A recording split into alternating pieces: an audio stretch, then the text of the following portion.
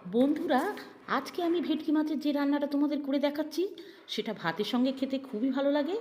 আর এই রান্নাতে মশলার পরিমাণ খুবই কম, তাই সকলের জন্য এই রান্নাটা খুবই ভালো। প্রথমে আমি এখানে 4 পিস ভেটকি মাছ নুন আর হলুদ দিয়ে ভালো করে মাখিয়ে নিচ্ছি। মশলার মধ্যে একটা কাঁচা লঙ্কা, অল্প জিরে আর অল্প আদা রসুন বেটে নেব। আর এখানে একটা টমেটো আর অল্প টক দইও ভালো করে বেটে নেব। প্যানে সর্ষের তেল দিয়ে দিয়েছি।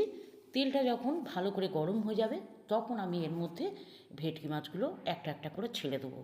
মাছগুলো ঠিক এইভাবে উল্টে পাল্টে ভেজে নিতে হবে যাতে কাঁচা না থাকে। এই দেখো, মাছ ভাজা হয়ে গেছে। এবার আমি এটাকে তুলে নেব।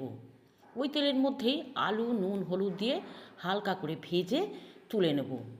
এবার আমি তেলের মধ্যে সামান্য জিরে আর কেটে রাখা পেঁয়াজ কুচি দিয়ে নাড়াচাড়া করব।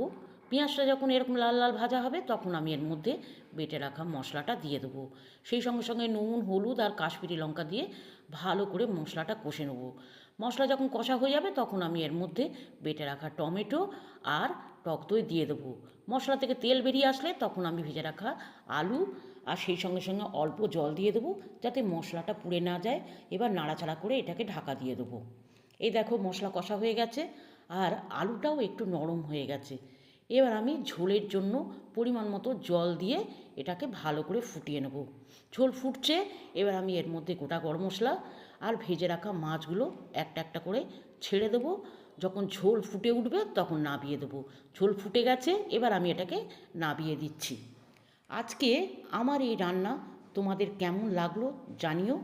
আগামী দিন আবার একটা নতুন ভিডিও নিয়ে তোমাদের সামনে হাজির হব।